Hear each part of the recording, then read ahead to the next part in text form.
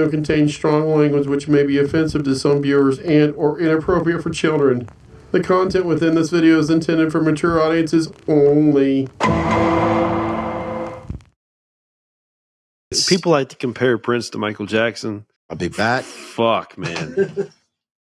If you want to really jump into it, Prince was a musician first. I mean, you can talk about his vocals, you can do whatever you want, but you need to witness his actual like musician abilities before taking anything away from Prince. Oh, I gotta go. I mean, Michael Jackson didn't play music. Man. Yeah. I'm gonna say I'm okay with this. As soon as you get back.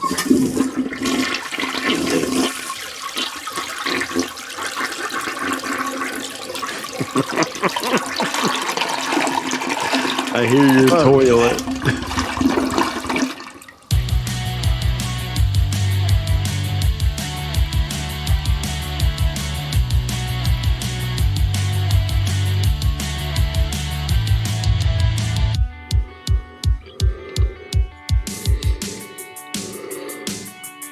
I know, Chris. From past, I know you're not a huge fan of YouTube. I'm gonna say YouTube. I myself personally love fucking YouTube. I love this band. I always have, but you know, it is what it is, right? I respect the fact that it's not one of your favorites. This I don't agree with, but this is a personal. Because in 1987, when this album came out, I fucking listened to it from the beginning to the end. To me, every song on this album is so fucking good. But that's a personal thing. Because honestly, folks, if you're actually listening right now, this would be in my top 10 album, my own personal top 10 album. I fucking love this album. Wow. I still have it. I don't have it on vinyl right now because I want to get it on 180 grams. That sounds like a fucking drug ordeal. But I fucking love this album. It's also part of my growing up stage. You know, one of my biggest... I never had a problem with YouTube until they did that deal with Apple.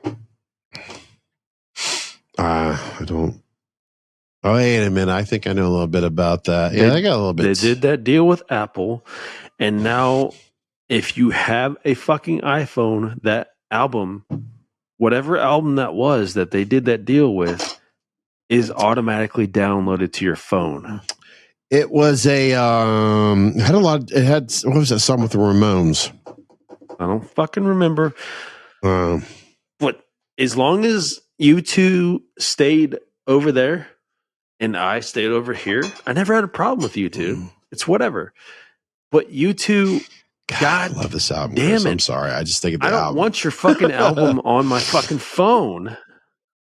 I remember that time. It was just, I do remember that particular. It was actually, there was two DMX songs that has were pretty good, but a song with fucking U2 on his latest album. What was this, by the way?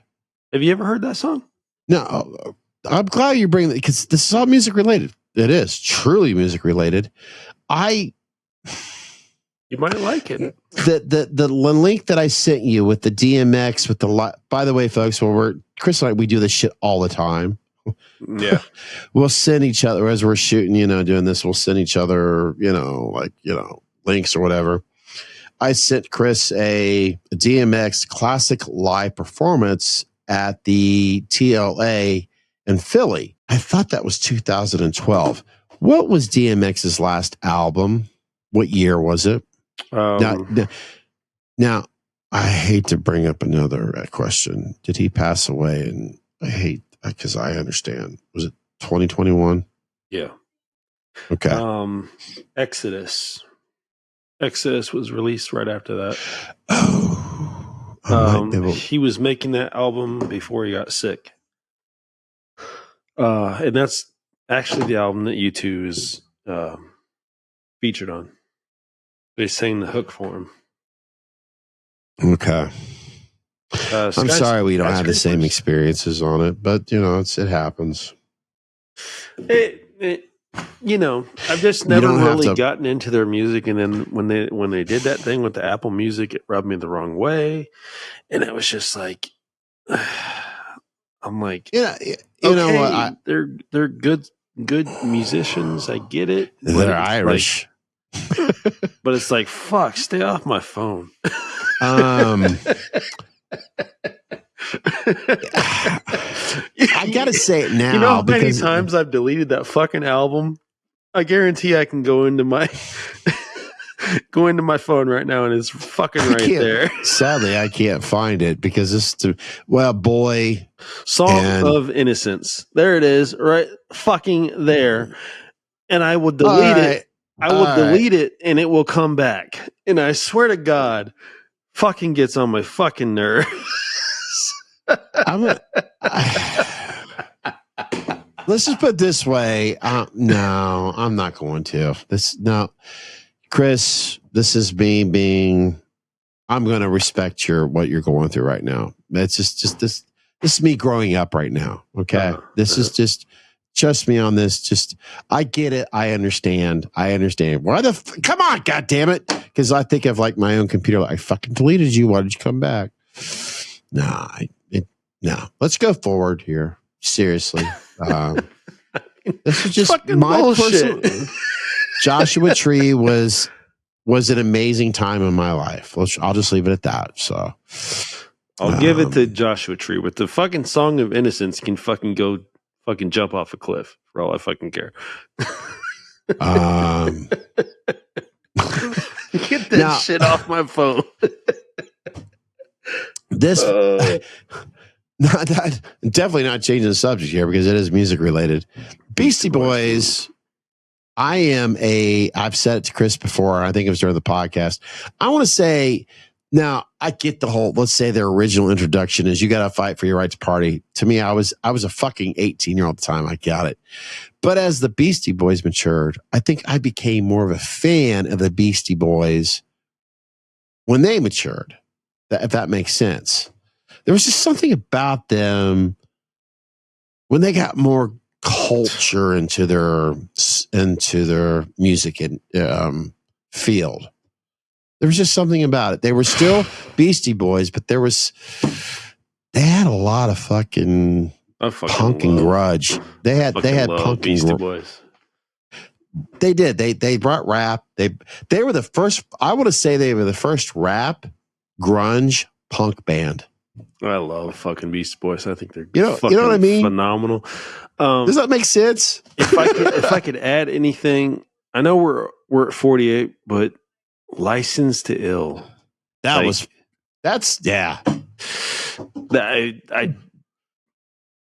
should be in the fucking top 15. It's like that's this huge. is cool. This is cool. But License to Ill was no. That's a top 15 album there. That's so to me that was so important. That fucking album was probably bigger than Run DMC. I kid you not. Run DMC is You had a bunch of white dudes fucking talking that shit. And this is no disrespect to Run DMC because to me they were the godfathers to rap. Okay, to rap they were, and I know that I could get it. There would be guys before them, but Run DMC, Russell Simmons did his fucking thing. He's good. Yeah, I'm just thinking back to my time. You know what I mean? That's just you got to. It's always going to be personal. All right, Chris, help me out with Drake here. Help me. Fuck Drake before he doesn't belong on this list. So Exodus. Oh, we'll go back. Bob Marley. Okay. We'll go back to Exodus. God damn, this is going to be a long pot. It's music. It's got to be long. Sorry, but my whole recent. I've always hated Drake. I'll just put it out there. Always hated Drake. I can't fucking stand that Canadian motherfucker. But no disrespect to Canadians. But we're all North Americans here. But yeah, this recent everyone knows where I stand due to this recent little beef situation we got. Kendrick versus Drake. If you love our podcast, you understand exactly where he's coming from. I've always hated Drake. There ain't fucking no fucking way Drake is ever going to be on a top 100 nothing. It's fucking throwaway. It's disposable fucking rap. It's all fuckboy shit. No. Get it out. No. Why do I feel like this son of a bitch is just basically riding the coattails off of others? He's only signed due to fucking Lil Wayne. Lil Wayne, who's a fucking phenomenal rhymer.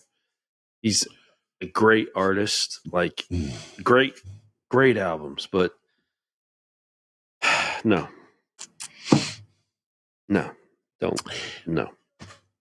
Not to interrupt Lil Wayne, Exodus, to me, that's a band from the 80s, but then I get Bob Marley and the Wailers. I honestly always got confused about this. Now, there's so many people who love Bob Marley and the Wailers. I enjoy Bob Marley. Yeah, I mean, how can you not love Bob Marley? He's nothing but about peace and love. Mm-hmm. He wants everybody to, 46 is disrespectful right now with Bob Marley. I'm just going to say that. Oh my God, Bjork. That's fair. And I don't even know that album, but that's fair. Bjork? Bob Marley, he just deserves better than that. Damn. Bjork, she's a little weird little shit. That's all I'm going to say. So I'd lump Bjork into the same category as Yoko Ono. I just don't fuck with that shit. She's kind of like, Bjork's like, I got a guitar pick that smells like butter. Yeah. That's how she, watch me dream about I did not see it. Okay, what was it about? Wait a minute, what the fuck did I miss? I did miss something here. Stevie Wonder, I don't know this album, but Stevie Wonder is a fucking, you know what? Stevie Wonder is a fucking genius. We'll just go there. I can't put a number on that one. Oh my God, this whoever created this list had to be going through some sort of like existential crisis. Talking Heads. Like they had to be like, oh my God, what am I doing right now? First of all, this album right here is fucking awesome. So 43 is bullshit. So I'm going to put that right now. I love this fucking album.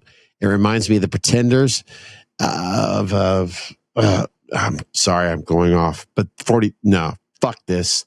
I'm not, move on. This bullshit. Uh-huh. Okay. Janet Jackson's Control. I love Rhythm Nation, by the way. I'm going to say that right now. I don't know what's ahead of us. But if this, let's say hypothetically, if this was Rhythm Nation 42, bullshit. Great song. That fucking album is amazing. Great album. Great. I'm with you on that. Rhythm Nation. I have instances where I prefer Janet to Michael. Oh yeah, I feel the same way. I do. Oh God, I'm okay with. Yeah. Yeah, I get. This is not Rhythm Nation. I'm okay with it, I guess. Sure. Just this isn't Rhythm Nation. I'm thinking out loud here. Yeah. That's just. I love that fucking. Maybe that's a personal thing. Maybe this was like. Maybe they took into the fact that it was like her coming into her own. Maybe Rhythm Nation. She was still kind of. That was a fucking badass album. Rhythm Nation, by the way, had everything in it. Okay, Outkast. Aquemini? Oh my God. You spoke of Outkast in a few podcasts ago.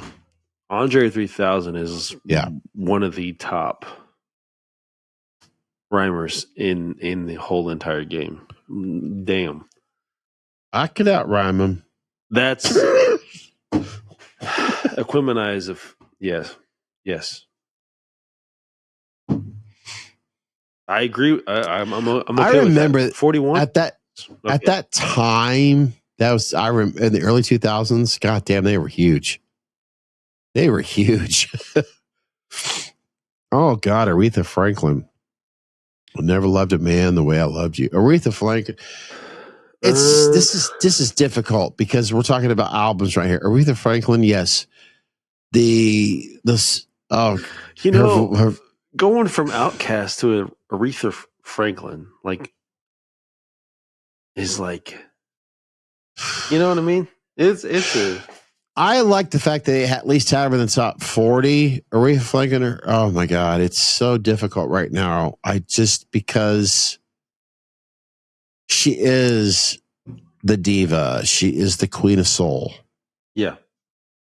Her vocals are extremely powerful. I talk about. I could almost put her on this. I could put Nina Simone right up there too. I love Nina. The fact that I've always, or in other words, okay, Ann Wilson, fucking amazing. Okay, Pat Benatar, vocals that I've heard in person, they're so fucking strong. Aretha Franklin, I actually seen a live performance, not in person, but they were showing. Oh my God, her fucking vocals were powerful. Let's put heavy metal vocalists would love to have the strength of her lungs. But okay, you said Nas. God, thank God. 39. This is a modern list, right? 21st century. No, that's inside of top 20. Top 20. God damn, Illmatic, New York State of Mind. Oh Jesus, no. Now, no disrespect for with the culture of the past, the 21st century. I'm not. In other words, with hip hop and rap, you could definitely tell this is a 21st century. And I'm excited. I'm not being disrespectful. I mean, fuck, we got Carole King right here. We go to a Nas to Carole King. At least they're showing some homages right there. But you could definitely tell. This is where I can say, Apple, you did a good job of bringing in the 21st century. It's diverse. That I will say they did a good job. Illmatic. Tapestry. I feel like we skipped over Illmatic. If I could just drop a little. Go back. It's that simple. What Nas did with that album was just, man, that's 39 is a crime. He created a whole landscape with that fucking album. There was a big beef between Queensbridge. It was Queens versus Bronx versus Brooklyn, and it was who's the king of New York at that time. This is before we had West Coast rap, because as you know, hip hop originated from the Bronx. And it was like, okay, we created this shit. We are the founders of this shit. This shit belongs to us. And it was like, nah, like we're better at it over here. Nah, we're better at it over here. So then that started the whole beef thing. So it developed out of that. But you're talking the bridge is over. You're talking like Queensbridge. You're talking about like KRS-One. You're pulling Nas into it. You're pulling Mobb Deep into it. You're pulling in all these artists that went to war before East Coast, West Coast was even a thing. Like the East Coast versus East Coast was originally how it started. And it was about who's the king at that moment. And this album kind of like shut all of them up, because before that it was Mobb Deep and KRS-One going at it over Queensbridge and The Bridge Is Over. Which The Bridge Is Over was a monster track, but it wasn't definite. But when this thing dropped, it was like he showed them like the platform. This is how you make an album. This is how you squash beef, and this is how you make an album. And he's still making albums to this day. Nas is in my top 5 greatest MCs to ever do it. 39 is fucking stupid. Chris, you did an amazing job of describing everything about Nas and its development. It's full circle. Now, this is 21st century, and we've gone as back as Aretha Franklin here. But I got to thinking about, as you were describing that, I got to thinking of artists that I wasn't like gun-ho over. But why the fuck at 39 right now, they ain't even fucking talked about Bob Dylan. Because there was hidden messages there. There's influences Taylor. there with Bob Dylan. James Taylor, okay. James Taylor. Wow. And then, of course, I'm sorry. It does. Okay, we'll just leave it at that. This list is a crime. Portishead should not have been on this. And I'm not, and I want to make this very clear. I don't want to be disrespectful for others that deserve to be even on this list right now. But there's others right now that I'm like, why aren't they on here? Yeah. Like I said, Bob Dylan, why the fuck is he on here right now? But then again, this is 39. I should be careful about my thought. I'm just thinking about, I mean, Chris Bruce Springsteen should have been on. In other words, he should have been someone on this poll here that's describing this. You know what? It's just this is what music does to us. Yeah. You're passionate about it. You're passionate about what you're seeing. It's beautiful. It really is. It is. This is beautiful right now. The conversation. Tapestry. The conversation, right? Yeah. Conversation is important because Tapestry. I mean, this is what got her into the Rock and Roll of Fame. By the way, no disrespect to Carole King, but this was one of her big albums that got her. Sorry. Just. I see one coming up that I'm real excited. Sorry. I'm trying not to even pay attention to what's on the angles here. Oh my God. It'll come to me as we're going through this list here. Wu-Tang Clan ain't nothing to fuck with. 36 chambers. Golly. If Method Man is in my top 10 MCs ever, like he's one of the best to ever do it to me. Dolly Parton hasn't even popped up here, and I know she had a huge album. Sorry. I'm just thinking, I'm trying to go around the realm here. Sorry. Wow. Like, there are a lot of rap artists on this list. That, you know what I mean? I mean, that's pretty huge. That's criminally low.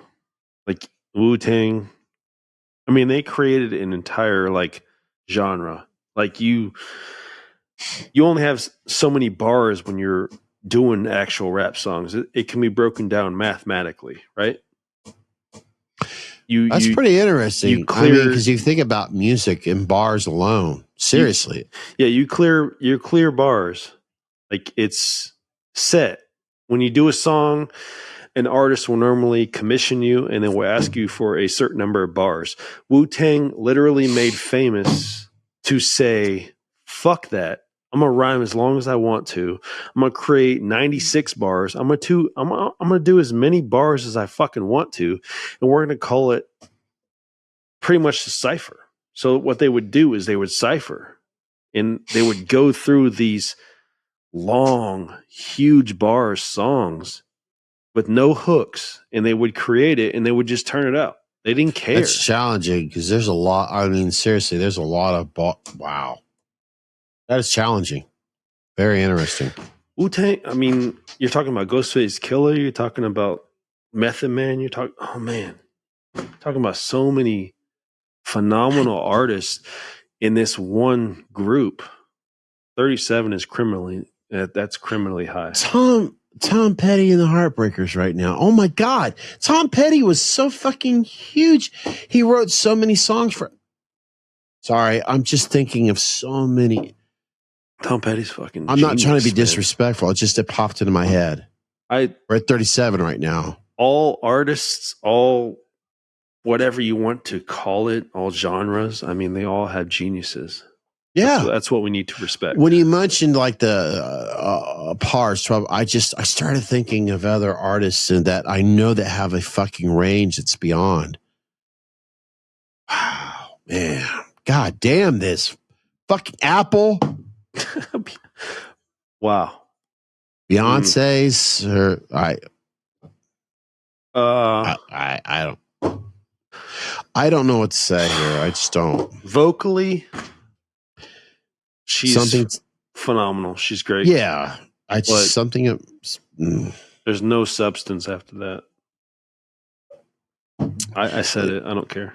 I'm the Clash. Ooh. Wow. I know how important the Clash is, but then in Sex Pistols, there's always this debate between them. But this is not a debate. This is a fucking. Yeah. The Clash. I'm just gonna flat out say it. They became a pop band, a rock and roll pop band, and I better. You know what? Fuck it. You know, I tend to take Sex Pistols in that argument, and Sex Pistols, I have one album though. Public Enemy, which they are very much known to be the agriculture, the culture, the beginning, the stepping stone. This feels like they threw this on here just to remain relevant. They are yeah. I something tells me, even though I just know enough. Dear Lord, I mean, they were like the first, like, okay, let's do something with Anthrax. I mean, I don't think this is on anybody's lists that I know of. Yeah, I mean, if it's in your collection, I get it, but yeah, I just don't see that there. I mean, radio. I don't. I go back and forth on Radiohead. I'll let you go. Radiohead. Look, I understand why there's fans of Radiohead. I understand that. I truly do. But honestly, I think this number's too low. I think Radiohead, anything a Radiohead's, look, Radiohead's really only, when it comes to a top 10 song, they've only had one. You know what? As an album, I'll throw my hat. I'll throw my hat into the circle here. You know when an artist or a band becomes like self-aware, like when they become when they reach back that to the point 80s there. Yeah, when they reach that point when they're like, oh, we're fucking great. We're phenomenal. We are awesome. That's what I feel like Radiohead hit. Yeah, I'm going to skip forward because I feel that same way too. Yeah. They didn't actually get there. They just, I think Radiohead could be in the fucking like low 90s, early 80s, to be honest with you. Yeah. At best.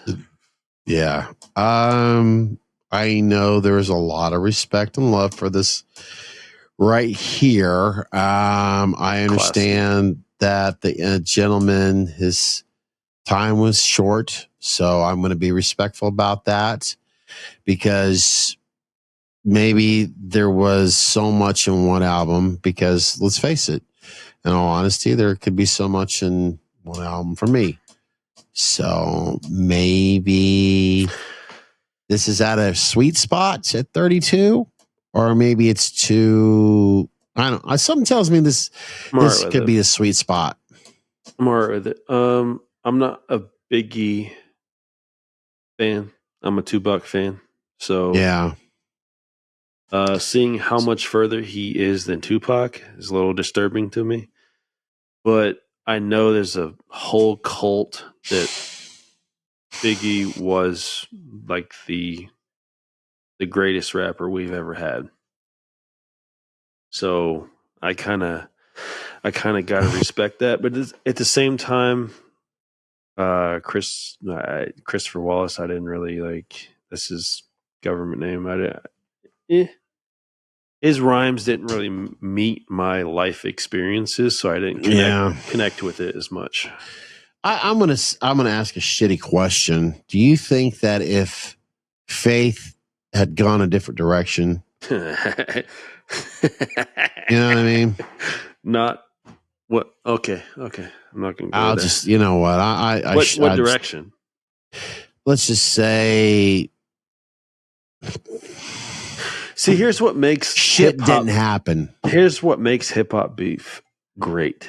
Did we actually ever get a confirmation that, Tupac fucked her?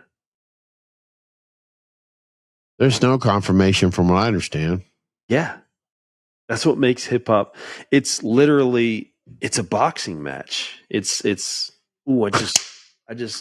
just stuck you in the gut right there. It's almost like American history. It is American history if you think about it. It's landing blows. It's seeing how you're going to stand at the end of it. It's a boxing match. It's like, okay, I hit you in the gut a couple times. Let's see how long your legs last. It's a sport. It's great. So, sometimes it can almost sadly be popped into an urban legend too, which is really fucking pathetic. Would I not doubt that Faith fucked Tupac? Probably. I would say she probably did, but do we have confirmation? We don't know. Oh. Interesting, right here. Jagged Little Pill. Great fucking album. There's no doubt about it. For its time, yeah. For its time, I'm gonna go ahead and safely say I'm fine with this number here. But a great album. I could do it. Do it. I bought it. I listened to it. I can do it. It's still great to this day. It really is. So yeah, I'm safe with where it's at. That's, I go, if I listen to it, I enjoy it. But yeah, 30 something. Yeah. Billie Eilish.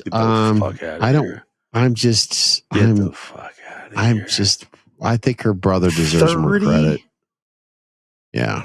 30? I think her brother should have his name more representative, to be honest with you.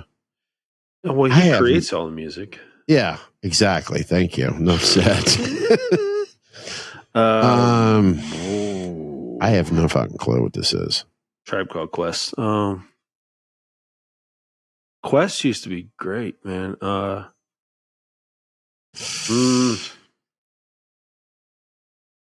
It's okay.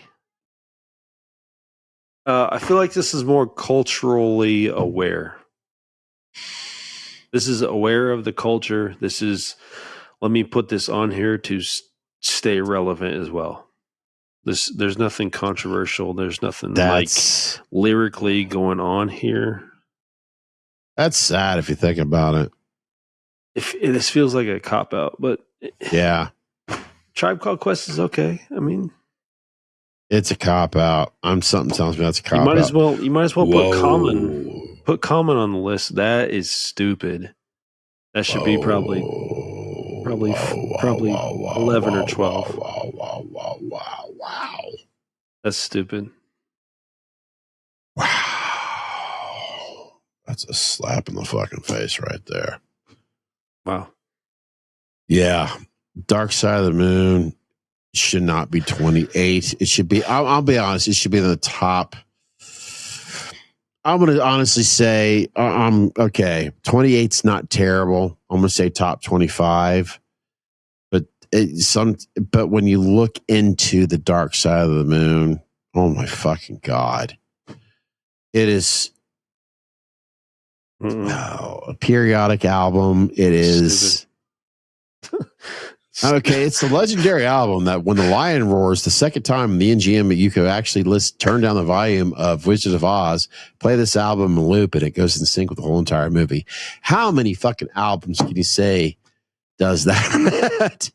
It's a fucking fun and for if you're like me, if you hate the electric slide, no, that's off the brick wall. Never mind. Sorry, the wall. That's fucking dumb. But now we get a Led Zeppelin 2. Fuck. Led Zeppelin 2 at 27. Suck me sideways. Are you fucking kidding me? I'm so interested to know what's ahead of these. All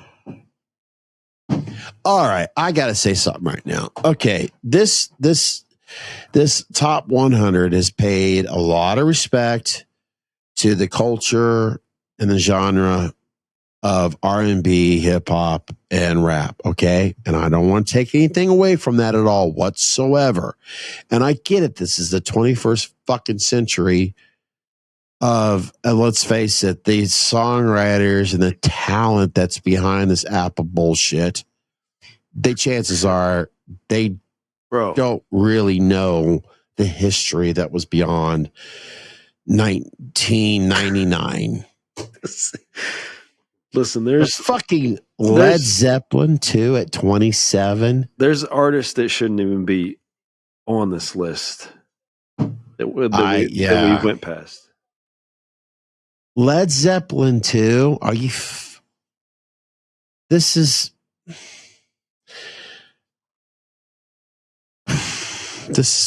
fucking bullshit right here. We've just looked at dark. Am I seeing what I'm seeing? The next one. Fucking kidding me? No way. No way.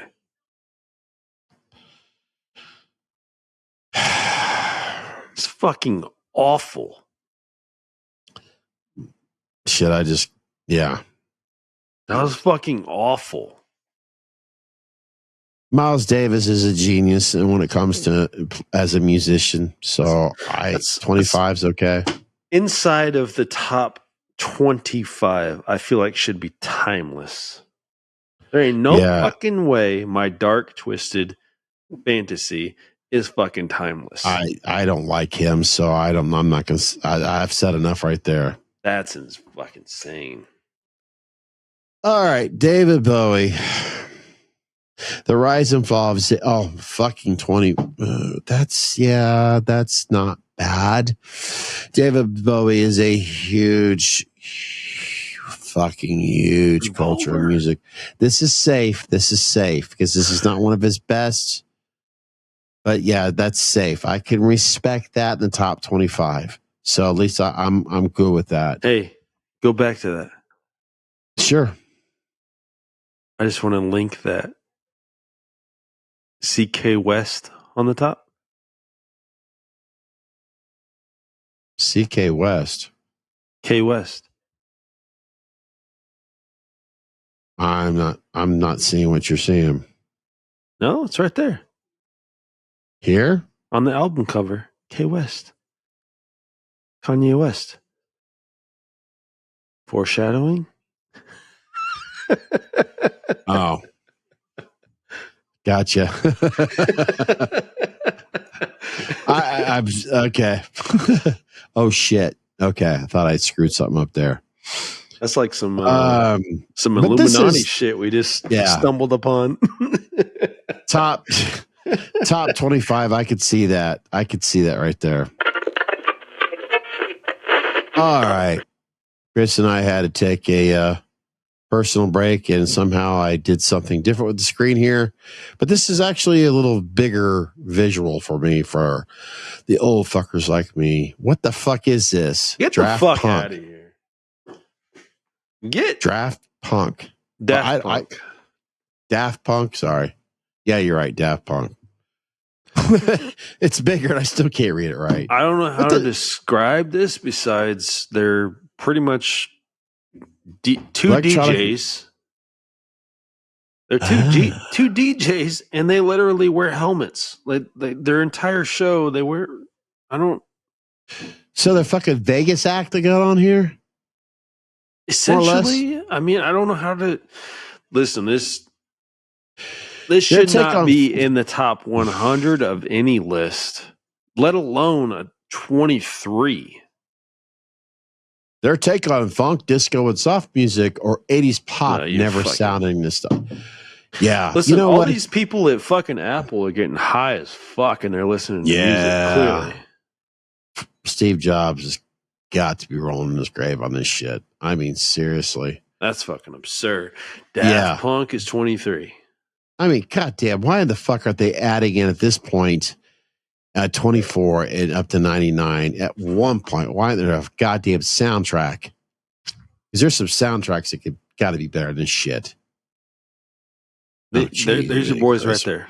Yeah. There you go. Oh, I'm and I've missed out on this being on my fucking playlist. Okay. All right, Bruce Springsteen, Born to Run. I know how huge this fucking album was and how it's been. And okay, before 2000, the year 2000, this fucking album.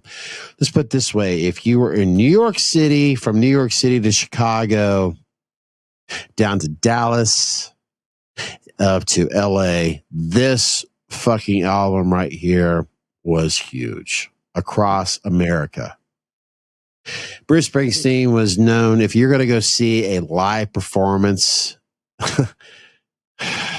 it's not the same today as it was back then, but this guy could outdo you. As a fan, as a fucking fan, you would be exhausted, and Bruce Springsteen would be up on that stage outperforming you as a fan. Now, that's just the genre. That's just basically the basic in a nutshell, Bruce Springsteen. But I know how important this album has been in the rock and roll history. 22.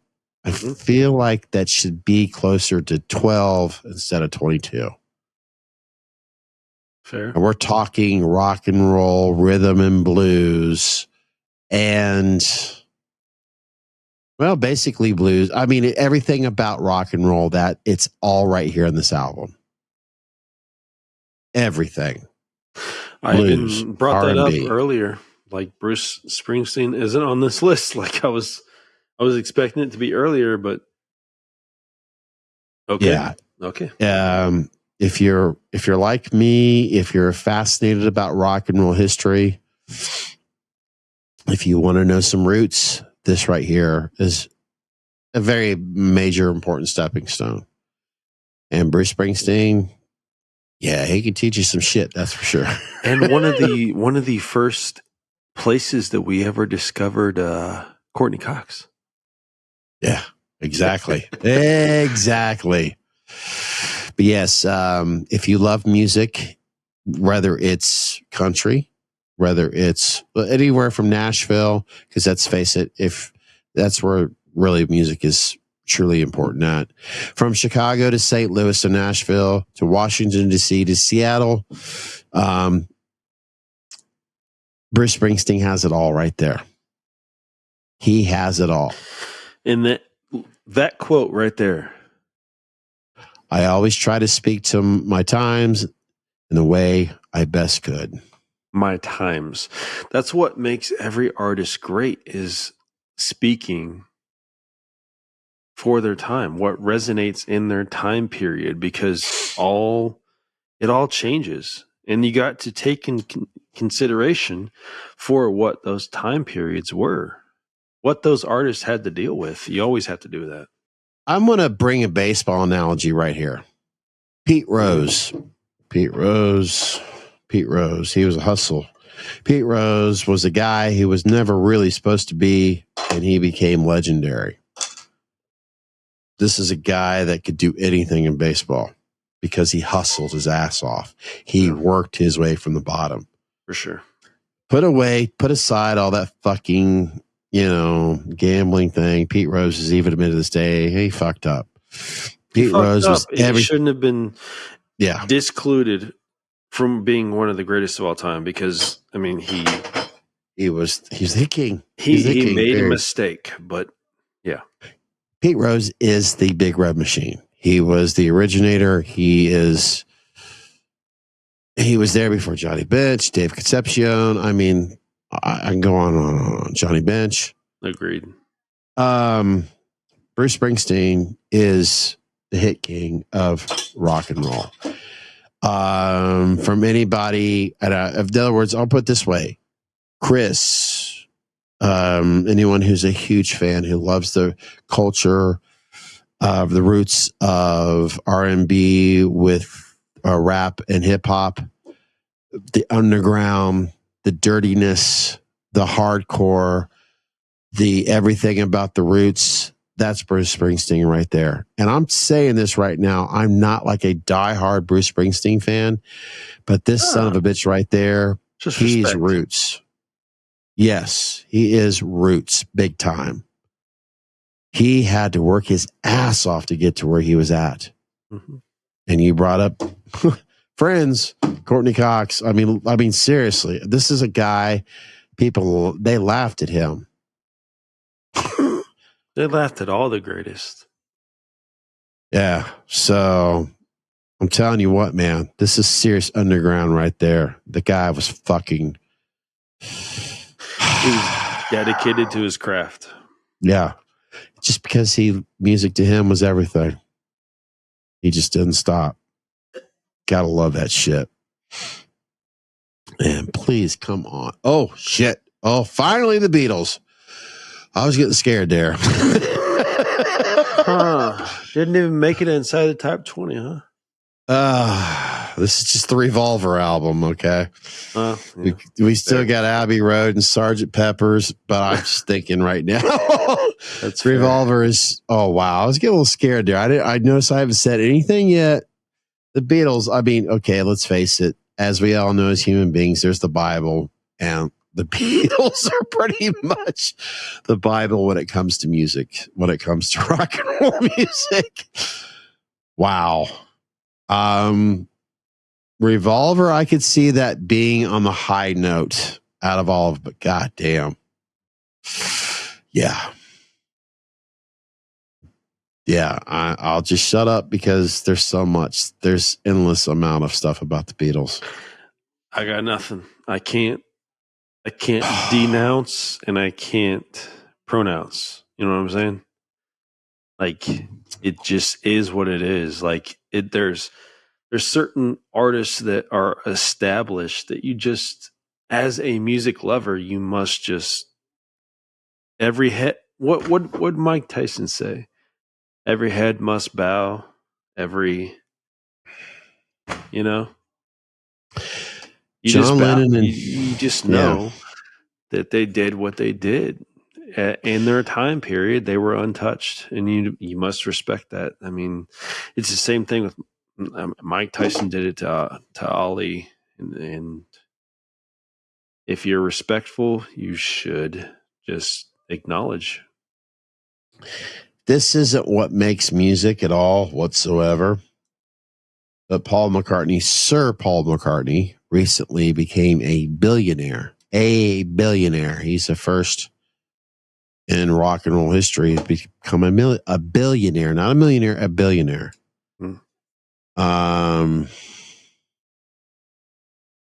I don't even know why I brought that because this says money has nothing to do with music. But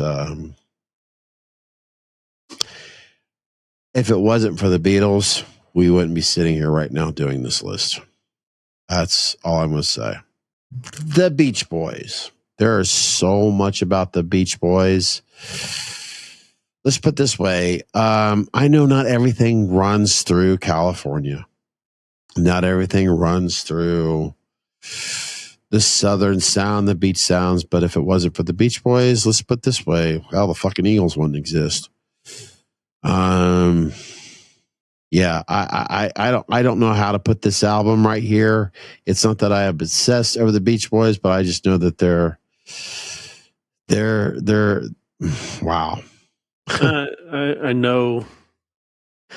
I know what they did in their time period that they existed. So, you know, Charles Manson was obsessed with.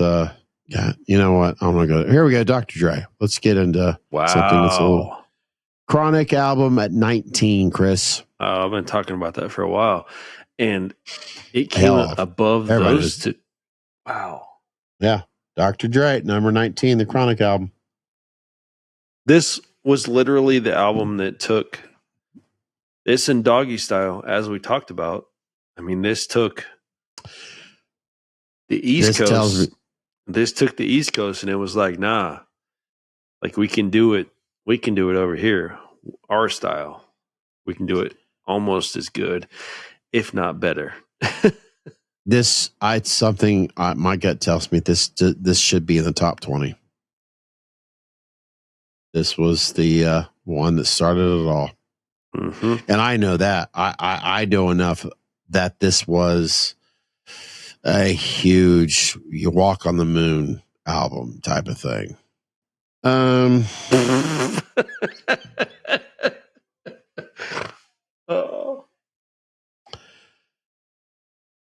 just fucking kidding me. You shitting me? No way. Just say when. Let's find out what 17 is. I'm not gonna go there.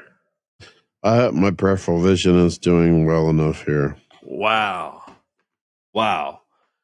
Listen, I think Taylor, a great artist. Fine. How much is producers behind this shit? I'm just saying, Taylor's great, okay? I'm not going to try to take anything away from her, but oh my God. Especially that album. And notice how it says Taylor's version, because you know what? Apple and her went through this whole big legal conglomerate because she didn't want Apple to have the rights to her music. So that's why she started naming all these albums Taylor's version, and she started selling it through Apple because she would, if you go through and look at it, she's taken all of her old albums and she's redone them and called them Taylor's versions, and she's put them on Apple to be resold. It's all marketing. It's all wow. So the fact that they use 1989 Taylor's version is crazy because there was originally just 1989. Selfishly, in a defensive mode, at 1989, she probably wasn't even fucking thought of or born yet. I was 19 years old then, so it was a great year, and somehow this is butchering it. Yeah, no. This was just her recreating that sound because she liked the 80s sound. Kids, and I hope to God kids are not listening right now. I'm sorry that you've only had a few artists to listen to in the past few years, because this is what you get.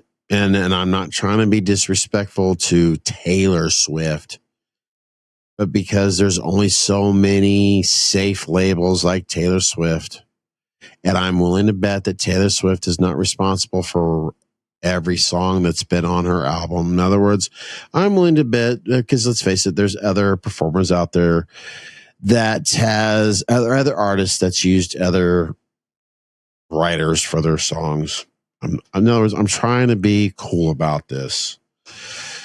It's not her fault that you guys have not had shit of a variety, because from what I'm always hearing with iHeart fucking radio, yes, iHeart fucking radio is all about streaming their ads.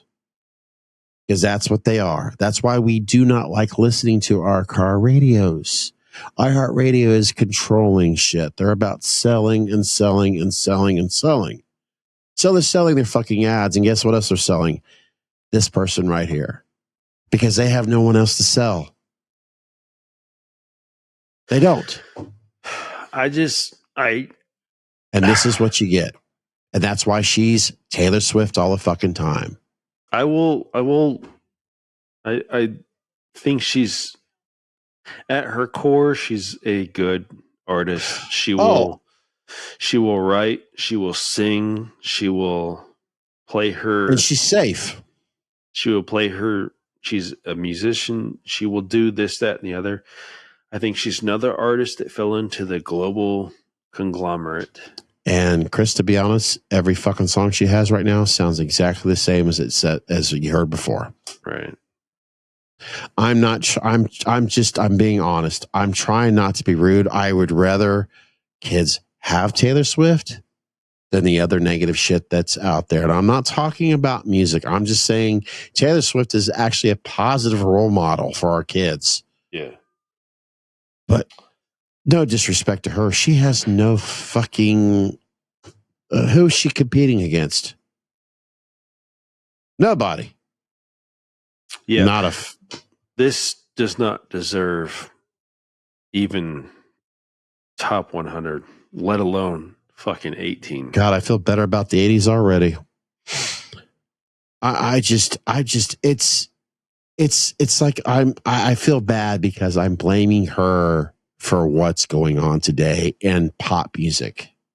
What's crazy is to take all the beautiful music around us, even in present day, let alone like the 80s, 90s, when music was like fucking booming. I mean, 80s music for some people is an entire lifestyle. I mean, it was. It's not even like it was. Like people that didn't even grow up in it still love 80s music. You know what I mean? It's actually listed it from the 1950s to 2020s.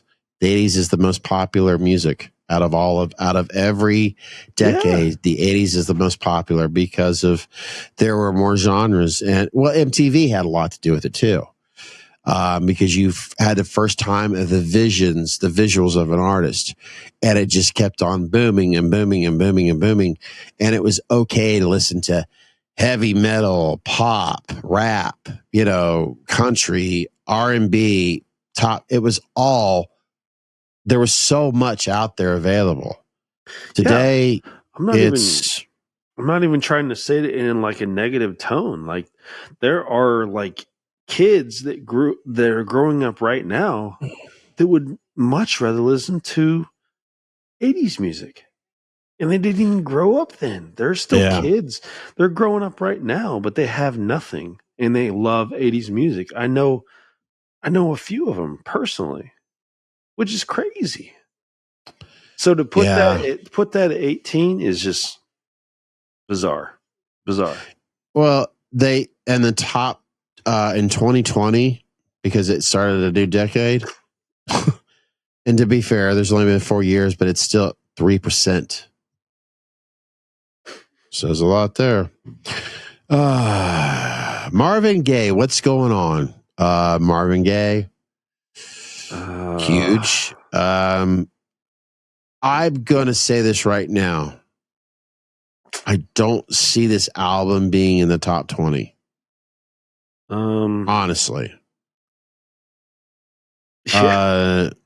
Because there's actually, when it comes to R&B, Motown, fuck Jackson 5, and Marvin Gaye, there's no doubt about it. He was such a big glamour, but we're finally getting actually Motown right now, other than what we had with Aretha Franklin. And that's sad. See what I'm saying? Yeah. But this is 21st century. And I feel like they just put that in there as like, well, I mean, are you saying this is above Trouble Man? Because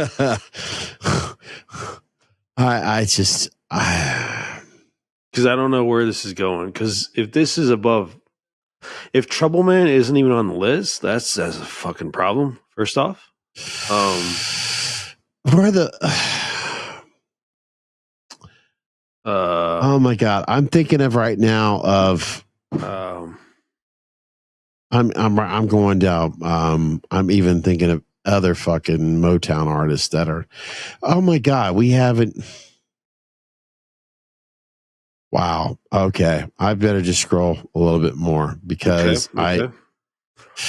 So we'll be good with that for now. But if I don't see Trouble Man pop up, we need to revisit that, because that makes no fucking Joni Mitchell. Look, I understand. She is in the rock. She is legendary. You know what? I'm gonna scroll to 15. I'm okay with it. I'm okay. That's fine. It's just that's Adele. Get the fuck out. This is a good album. I will give it. I do enjoy this album when I'm in that mood. But in the top fucking 20. Keyword good. I mean, it's like I try to put aside at my playlist, but let's say 10 other people's playlists, I don't see that. I'm trying to bear it down. All right. I know this is a worldwide list. This is their biggest fucking album. I know this is Really? a worldwide list, but I want to say over. I almost guarantee over 50% of music consumption is through Americans. Oh, definitely. It is. I mean, shit. It's UK. It's UK.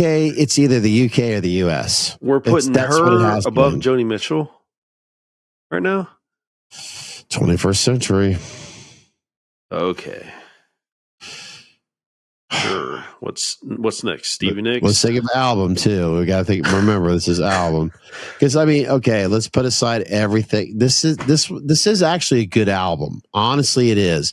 But there's albums that I personally love that I'm already like, well, okay, I fuck can't this list. Maybe it's good to people that I don't relate to this.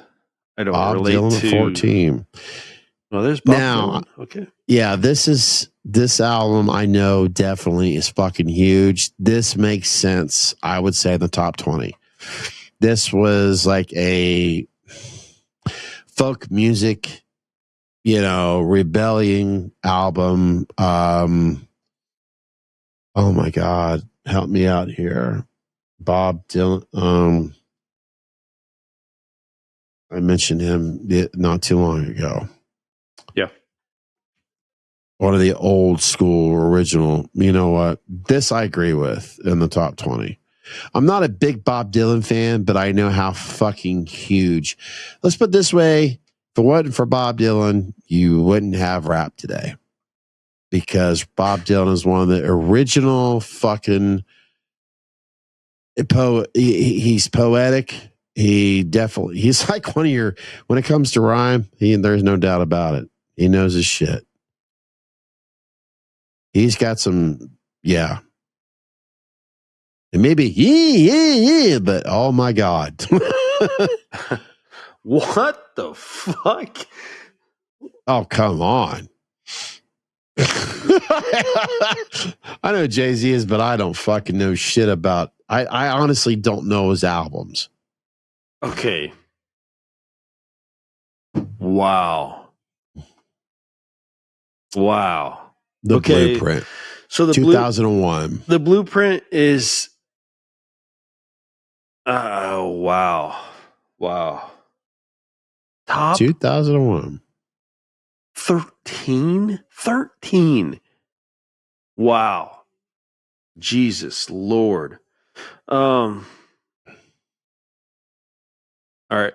So DMX and Jay-Z had a big beef because they kind of came up at the same time. In fact, they battled each other several times growing up in the Bronx, Brooklyn. Here, Jay-Z was a product of Marcy Projects, and DMX grew up in Yonkers, New York. So they battled each other quite frequently because they wanted to be known as the King of New York. There's a lot of speculation, but DMX is kind of like the truth on the subject. It came out that kind of Jay-Z shelved one of DMX's projects, when he took over from Russell Simmons, who was the producer, right? Yeah, he was the previous owner of Def Jam from his old record label. He took over from Run DMC, I believe. But anyways, he took over Def Jam, and then eventually Jay-Z has become the new CEO for Def Jam, and DMX was still held under the Def Jam record label, and kind of shelved one of his projects. And it was kind of like one of those situations where he got blacklisted due to Jay-Z's influence, and he was the CEO of Def Jam. DMX was very vocal on it, and he pretty much said, okay, you don't want any competition. I see what the problem is. I'm going off on a tangent because this is bringing up like bad feelings with me. I kind of dislike Jay-Z, sorry. I feel like he took DMX's talent and he just fucking squashed it. He really ran over it. He ran over it with a car, this, that, and the other.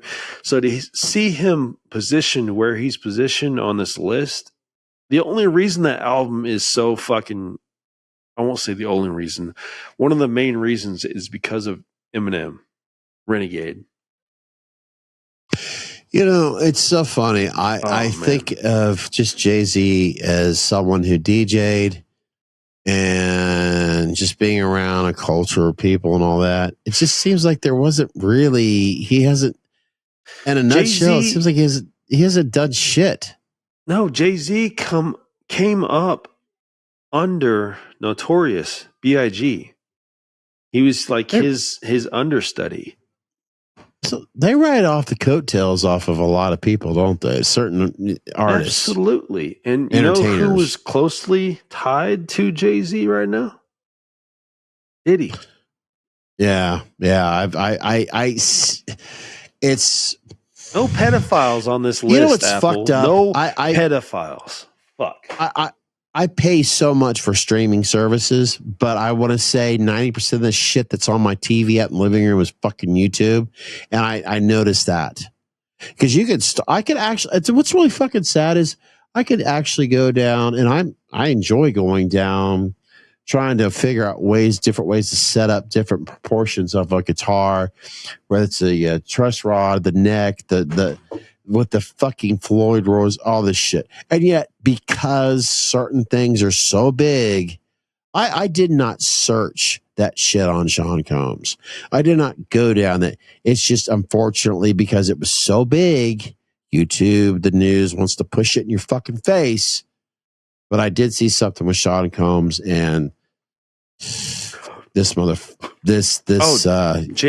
right here. Jay-Z's been a fucking a sphinx since fucking P. Diddy went down. You know, Chris, they're all I'm gonna you can edit this out if you want to later, but I'm gonna go out on a real fucking limb here and say that they are, because I've seen too much evidence, they are all in fucking bed with each other. Fucking Jay-Z, fucking Oprah, fucking Will Smith, fucking P. Diddy, all of them. All the Kevin Hart, all of them. Do you think possibly because, we talk about music today in 2024 and since 2020, there hasn't been much out there that's been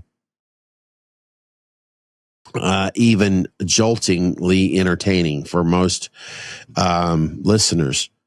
Do you think that sometimes some of these individuals, like we're going to use Sean Combs as an example, because they knew there wasn't much talent out there, they almost went down a gangster role of getting other ways because they were so used to making that high money from the music industry, and because they couldn't find any more entertainment, they were using they were going down avenues that were so dark and that was so terrible. I think they knew they could get money that way. I think we witnessed. I mean, there's so much talk about trafficking and all that. I think we witnessed literally like some of these sickest individuals, whether they were inherently or whether they were because of the business that they got into. I think we witnessed some of the sickest individuals we've ever witnessed in history. Yeah. If you can start at the Weinstein level and then trickle down from there. Because I think all of these, I mean, I've seen videos lately with Kevin or Will Smith's kid, Jaden Smith, like come up behind Justin Bieber and like grabbing him by the hips, and like I'll send you the video. It's fucking disgusting. Like I think there's a whole understudy of disturbing shit going on that we don't even see as the public. And you know what? It's so funny. I think for individuals that could sit here, and we haven't done it. You and I have not, but there's been enough individuals that have followed the train wreck of Corey Feldman, and Corey Feldman, of course, tried everything in his power to talk about this subject matter of individuals out there that were, doing what they were doing. It's like, you sometimes kind of wonder how much of that was Corey Feldman right about? Because right now, with his Corey Feldman, he's trying to all right, I don't have anything to do with it. I did everything I could. It hasn't done me any good. It's brought nothing but negativity. Now he's doing this whole music thing, which he's been doing for a while. And it's almost like, come on, he's got to know he sucks at what he's doing. Is this another version of Andy Kaufman? Because it is entertaining as hell. It's so bad, it's bad. He's making everybody else look very talented. It's a car wreck. It is. I swear to God, sometimes I'm thinking, come on, he knows his shit. He's just pulling another Andy Kaufman, right? But he did try to warn a lot of people, and people ignored it. How he was, saying the Hollywood is fucking evil as hell. And sometimes I started thinking about with the Sean Combs, they went so deep, and we've heard it wasn't just in the last 4 years. It's been going on for a while that they haven't been able to find any fucking talent. The producers out there are just, it was 10 minutes ago. I was saying Taylor Swift, she has no competition.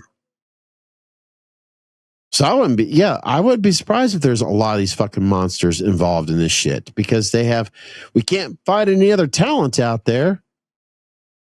They're all fucking scared of the fucking mongers we have going on in the fucking seats of power.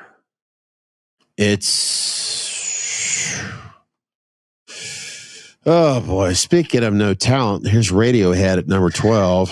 I don't fucking get it. I saw that and I tried to block it out.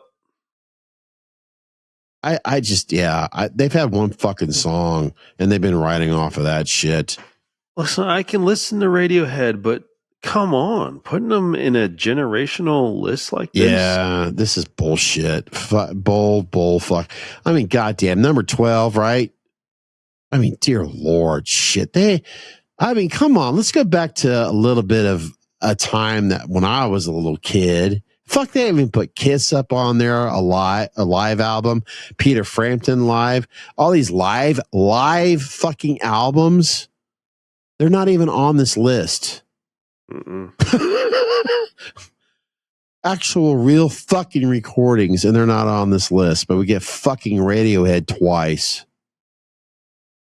All right, Fleetwood Mac. Oh, finally we get some goddamn sense in the past fucking 5 albums. Okay. This is a huge fucking album, Chris. I was gonna say, if Stevie Nicks don't show up once, let's say there's a truck stop, and this truck stop, you went to 5 of them, and it's 80% or 90% music, and you just took a pad in there, and you were like, hey, what are the most influential, what are the biggest albums of all time? I guarantee you would hear Fleetwood Mac at least 5 out of 10. And this Rumors album is fucking huge. I've said certain things already throughout this fucking list. Okay. Let's put this. What was it? A John Cusack movie. What the hell is the fucking name of that goddamn movie? I talked about it before, where he owns this record store. High Fidelity. Thank you. High Fidelity. And when he's at home, he even talks about how he talks to the camera, in that movie.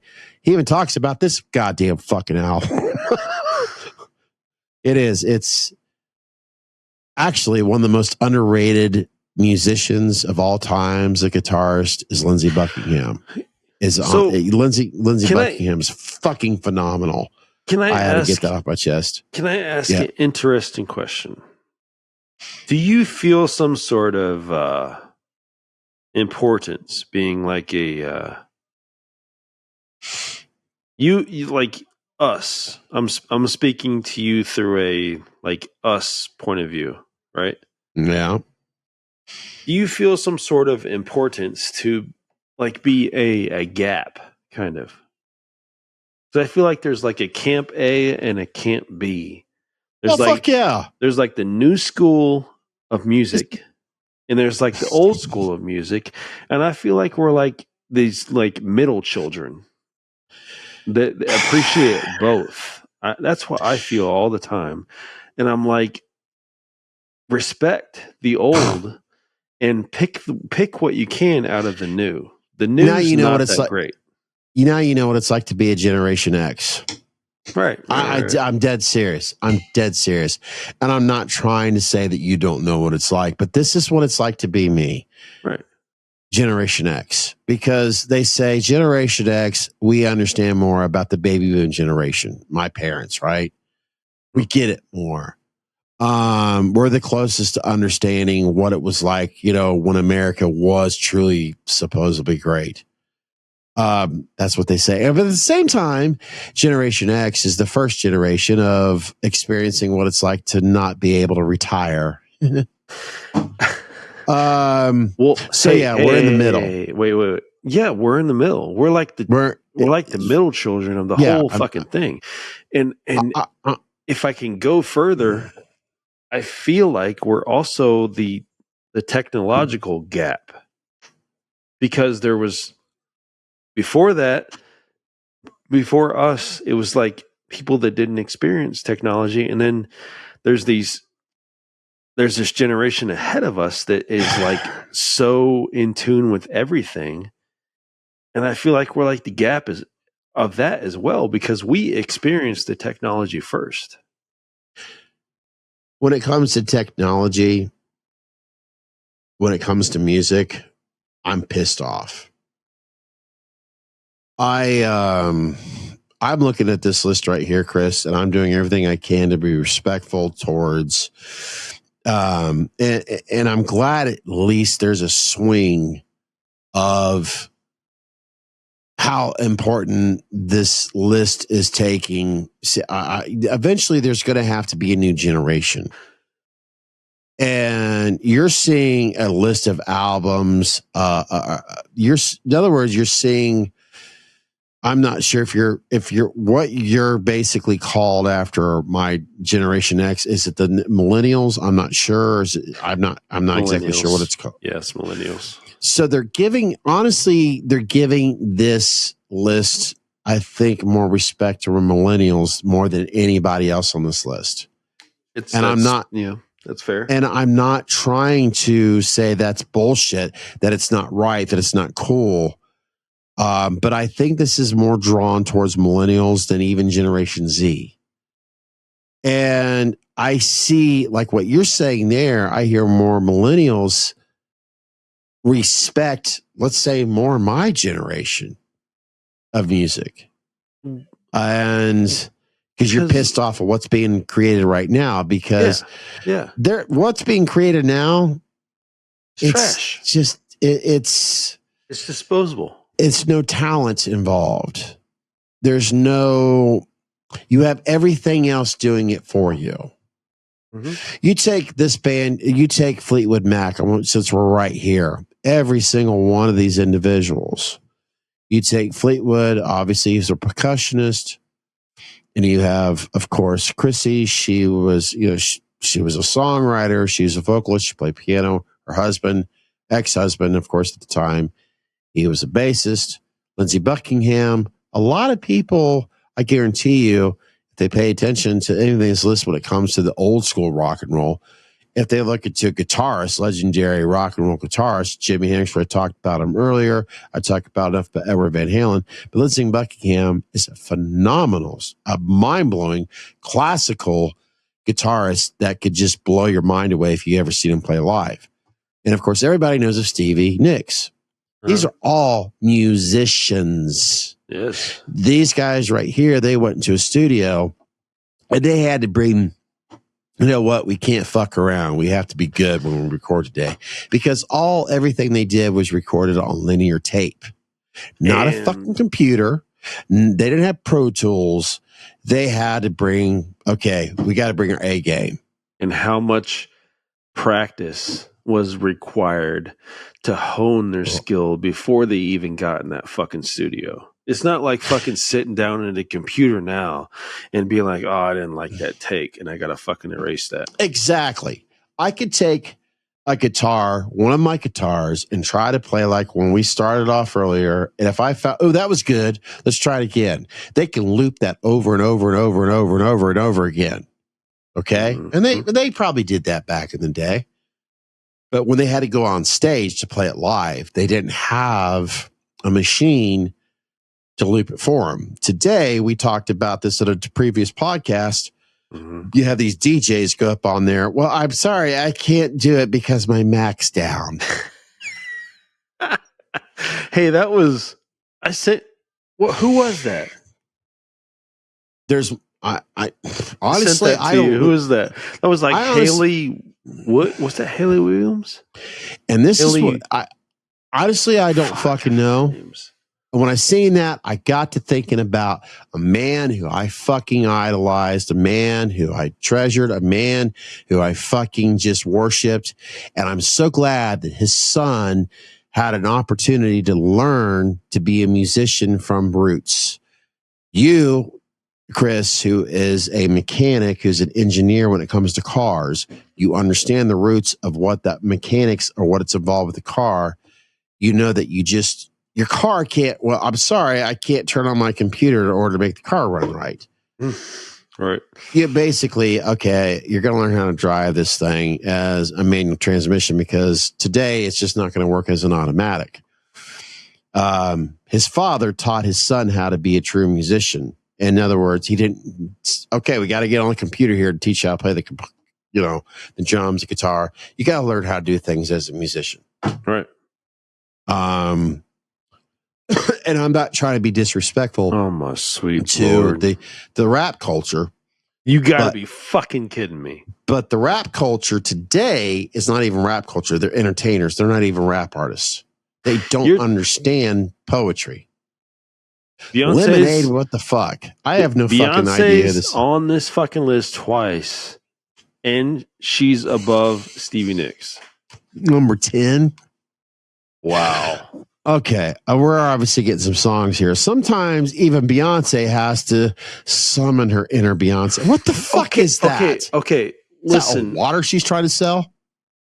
I'm gonna give this because this was her best album. This was.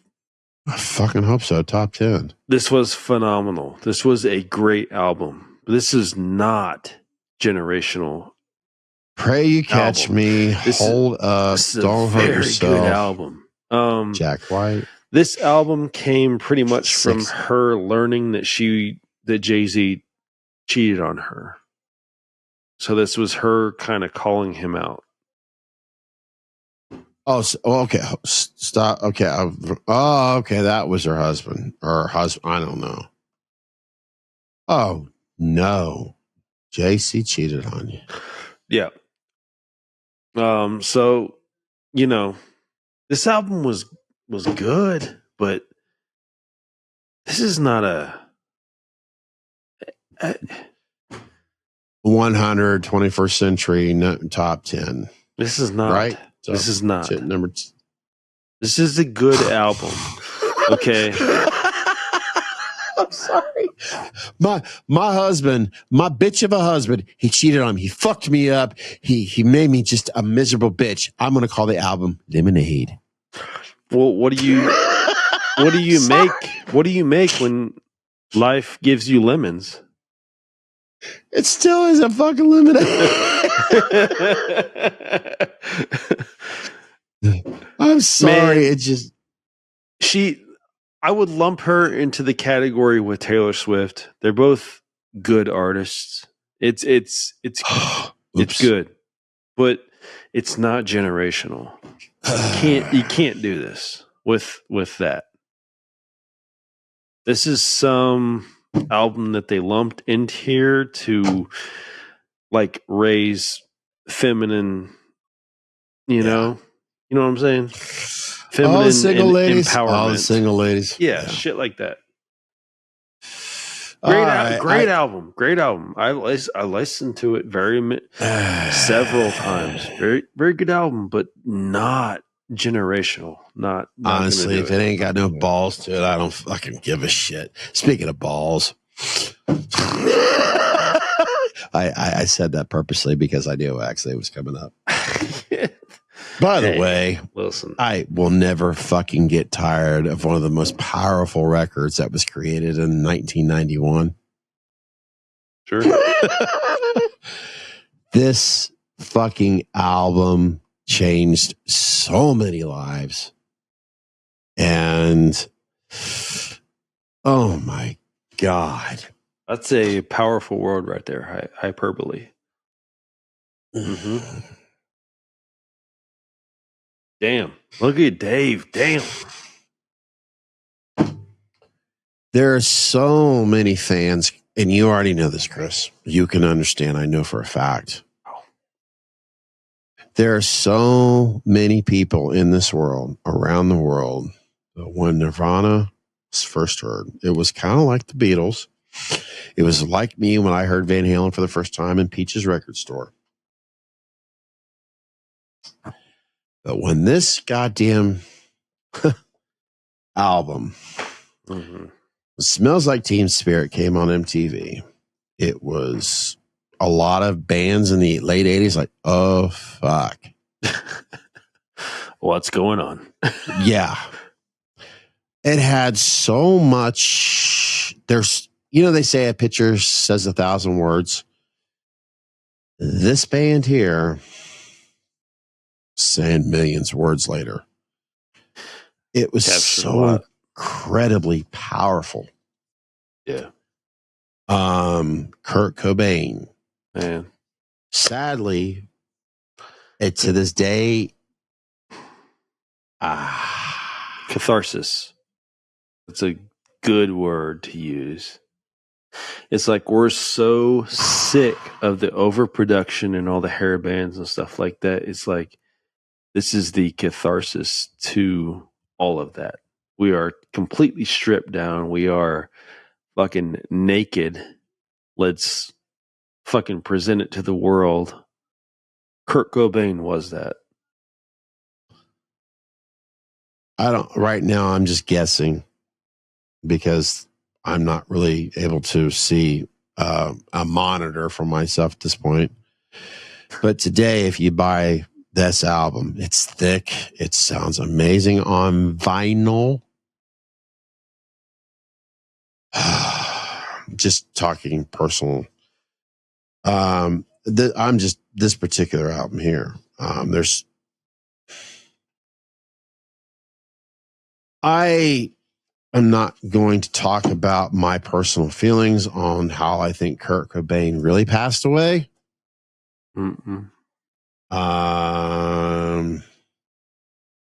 Let's just say if I'm right about my feelings on this, the world got fucked because we never had a chance to hear more Nirvana. It's pretty hard to... No, we're not going to... No, I'm not. In other words, when John Lennon was executed, when he was shot in the back, I think 8 or 9 times back in 1980, it is what it is. But I'm just saying, I was one of those individuals. I was 21 years old when this album came out. Oops, and I almost destroyed it. But when this album came out, I was just obsessed with it. I was obsessed with Nirvana when and of course, we had this wasn't their first album. I'm sorry. But this is technically when I first discovered Nirvana.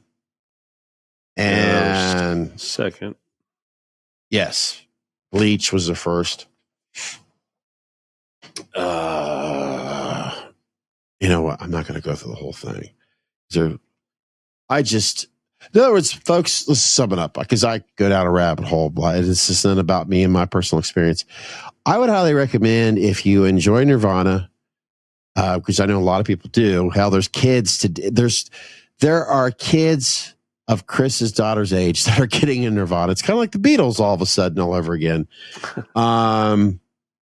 If you could get this album, I would get it because the guy he's an adult now, obviously. He's trying so hard to have this album cover removed. Yeah. I wouldn't want my...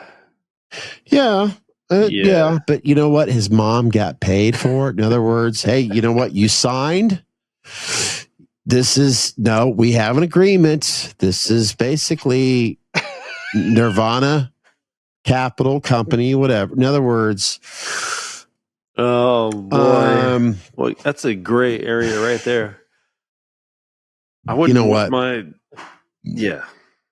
Let's just put it this way: Kurt's daughter basically owns the rights to this, and of course Dave, and of course Chris.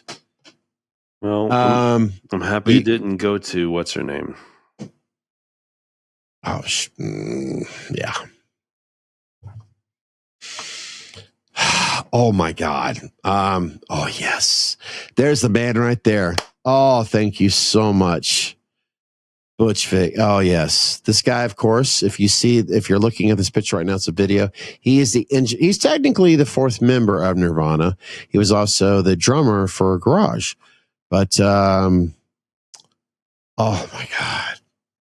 I'm sorry. We're dwelling too much on this is number 9. I'm glad that Nirvana, at least I could honestly say I have at least one of my personal favorites in the top 10. So I'm happy there. Amy Winehouse. Wow. Really? Really? Chris, by the way, off subject, you got to get this on your vinyl collection. It's just... Yeah. Okay. I want that, and I definitely want the Black Album. That's like that's really up there. It's hard finding the it's I'm really thick. trying to find the limited edition one, and it's busting me in the balls. I mean, it can't be found for under $160, I don't think. I'll tell you what, it was meant to happen. When I got the DMX album, I can't find it now. I can't. And if it is, it was meant to happen. So she's up on the... Did I send you pictures? Yeah, I've seen it. Oh, this is thick. She's up on the wall. It's got its own little frame and everything. Yeah. Because you bought another DMX album on LP vinyl. It's on the wall. What is that one again? That's his second album. He created that first album, and then he created the second album within 6 months. He had 2 number 1 albums in the same year. He's the only rap artist to ever do that. Okay. What was his label? Def Jam. That's right. Well, they obviously had a huge contract with him then at the beginning, 3 record contract, actually. Yeah. Geffen Records. Amy Winehouse. I got nothing. I don't know. I know there's a lot of people out there that are huge fans of Amy. I never particularly followed Amy. I understand she's got she had an amazing blues vocal. I'm just going to leave it at that. At number 8, I think it's a sympathy. I'm saying it's a sympathy number there. Yeah, me personally, I lump her in the category with Whitney Houston. I don't particularly like artists that throw their lives away. Yeah. I think Whitney Houston inside of top 100 sounds fucking asinine to me. That sounds fucking absurd. I don't think she should be on this list at all. Yeah. Wow. I know a lot of people be like, "Well, I can't believe you said that, Amy Winehouse." I don't give a fuck. You know what? Start your own Sometimes, podcast. yeah, exactly. And sometimes the truth fucking hurts. All right, here. Mm. There you go, Kendrick. I know this name from you. So you're one of your favorite at number 7. You know what? This almost looked like the album cover, by the way. God. Wow. God damn it. Wow. I'm butchered the names right now. Wow. Black Keys. They have an album cover that looks just like this. Similar. Oh, yeah, sorry. yeah. Okay, I got you. Yeah. Totally. Hip hop storyteller at its most. Okay, so you got a little bit of Here you go, Chris. You got a little bit of you had to go through some other bullshit. Now you got number 7. Is that acceptable for you? This is top 10 right now. That is amazing. Good Kid, Mad City is damn. What a great wow. What a great fucking wow. I'm actually really surprised by that. Well, happy birthday. Wow. You got to. I mean, I'm happy with Nirvana being at number 9. I'm not going to get any better than that, most likely on this list. So that, yeah, okay, I ain't bitch. The only way that could be topped is DMX. Yeah, I understand. But Kendrick, I mean, it's literally like probably for me, like you're talking DMX. He almost looks Jamaican. DMX, Eminem. I think Kendrick's number 3 for me, man. I mean, he does. He's got a Jamaican vibe to him, the way his nose is and all. What a phenomenal fucking artist. The man's a fucking genius. I mean, oh my God. Yeah, they got kind of a high bridge right there. If I could, like, I don't even know how to like break down his bars and the things that he can do inside of his lyrics is just in fucking insane. So he's obviously so far. No, shut up. Jake Sinek is right number 7. Shut up, Scott. So let me go back a little bit here. Oh man. God damn, what album is that with Black Keys? There's something this album cover. Oh no, I'm talking about. It's little. I've got I used to. Wow, God. Give me a second.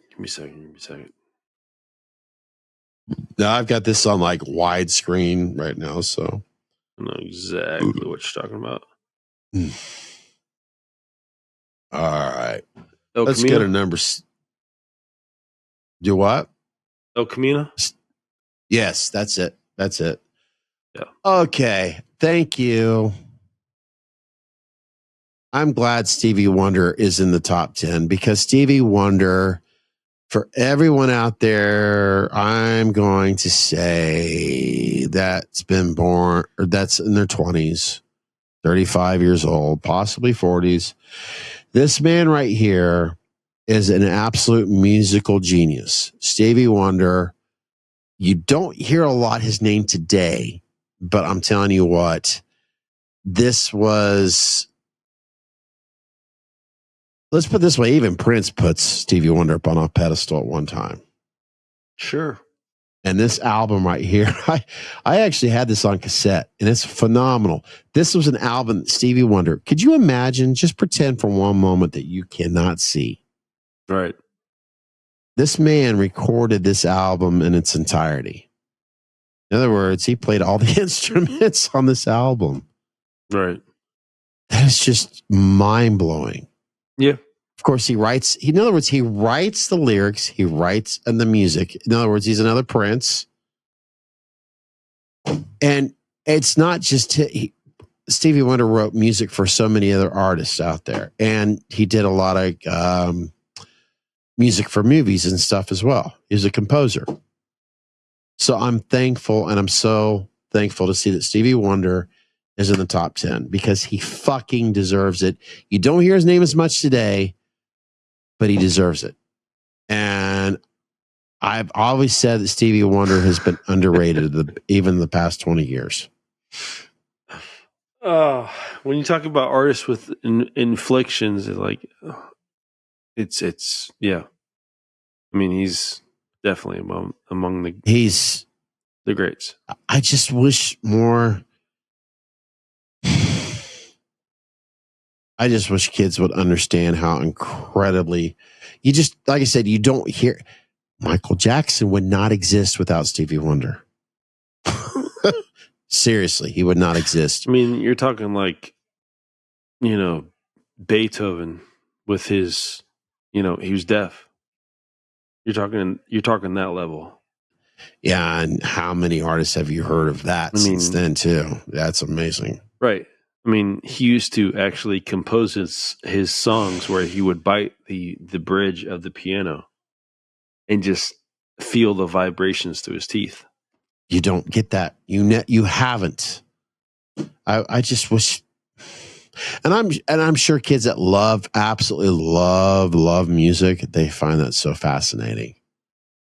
This just pisses me off when schools have taken music out of, when music is not in school anymore, when it's not being taught anymore, when it's not being shared.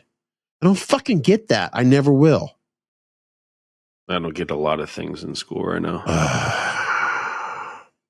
They're pretty much setting our kids up to lose. I don't even want to talk about it. If you listen to Sir Duke, it's like, how the fuck did that man do that song? How the fuck did he do that? Okay, if let's say if anyone's watching and listening, well, thank you so much. If you're amazed how Dave Grohl has done, Dave Grohl, the best drummer of all times. Now, Dave Grohl is fucking blown away. He still doesn't understand how Stevie Wonder did the things that he did. If Dave Grohl can't figure out how Stevie Wonder do it, then that ought to tell you something. All right, help me out here, Chris. Who the fuck is this guy? He's obviously not blonde in this photo. Can you scroll down more? Frank Ocean, number 5. Are you kidding me? I have no fucking clue who this is. He's afraid to take a picture. Frank Ocean, man. I mean, he's more R&B. He's more of a takes care of himself. I mean, he's an R&B guy. He's like I think he produces several songs. He's an accomplished producer and lyricist. But wow. Title The Boys Don't Cry. Wow. I don't understand. 5? Wow. Yeah, I don't know who this guy is. I mean, I'm not. If he's I mean, but aside, if his talent, his musicianship, and all that, I don't know who he is. I mean, obviously, he's very accomplished. He's very successful. He has tons of collaborations. He's a vocalist. He does tons of things, but a generational list, I don't know about that. I appreciate a musician, but I don't. Yeah, I don't know anything about him. That's my first instinct is like, well, if he's a songwriter, musician, okay, props there, but I don't know anything about him. Yeah, I mean, he's putting in his work, but number 5 already. Wow, so that kind of makes you wonder. Okay, makes you want to know more about him. That's an important thing right there. Can we address that? Like, yeah, I said putting in work. He's putting in his work right now. To be on this list, right, you need to be established. Yeah, you need to have already done your greatest work. You know what I mean? Rock and Roll Hall of Fame. You have to be at least in the or you have to be known at least 25 years or something like that. I don't know about that. Huh. Number 5. I'm not on the bandwagon there. Yeah, Wow. it's, if I remember correctly, you have to Purple Rain. Okay. Thank you. I was getting a little scared there for a moment. Number 4, Purple Rain. Okay, it's in the top 5. Okay. I can live with that.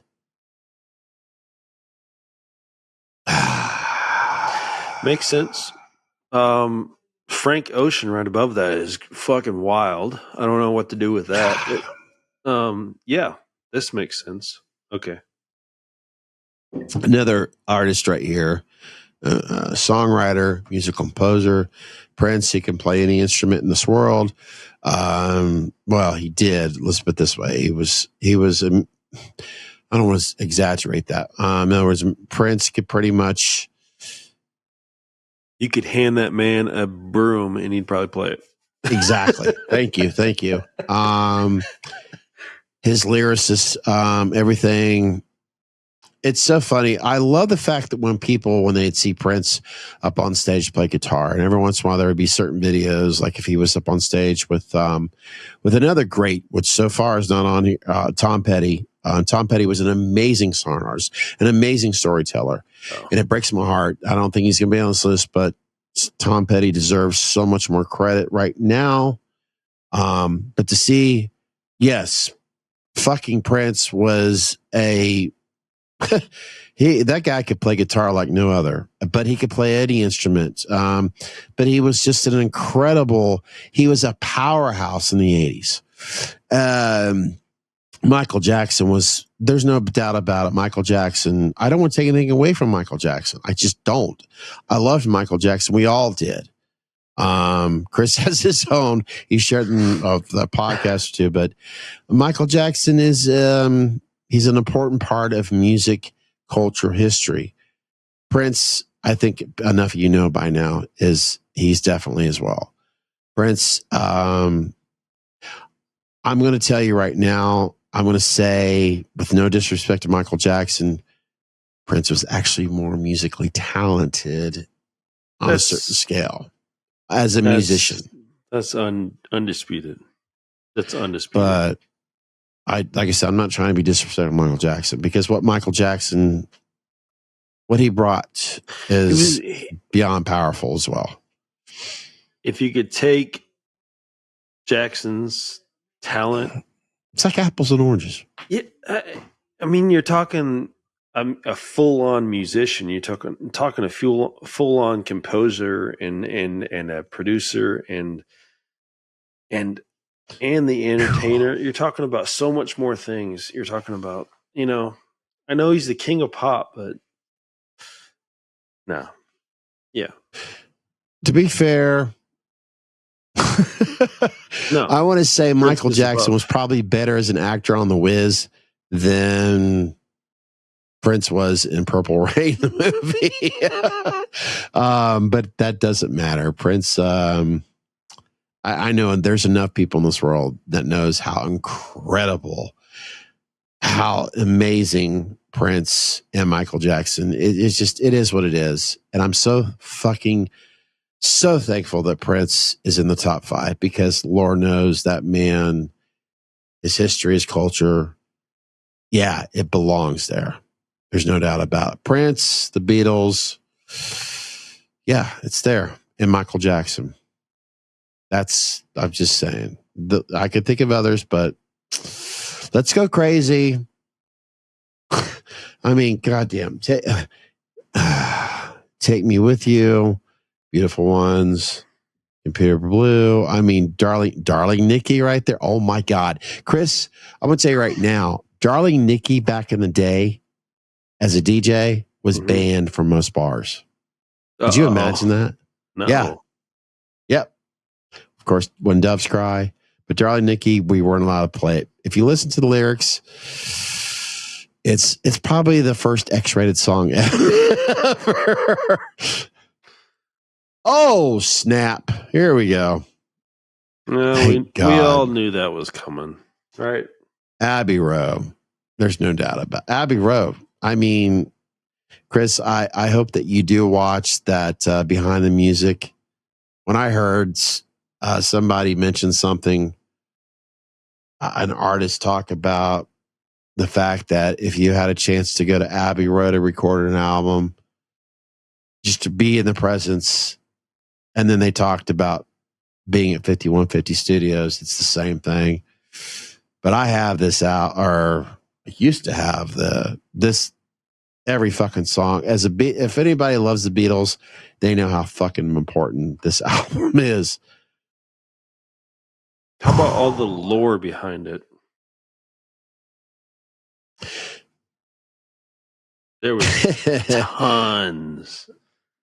tons. I hate to say this. In other words, I don't want to be disrespectful for people out there that are, religious, but there's the Bible and there's the Beatles Abbey Road. It's just like that, folks.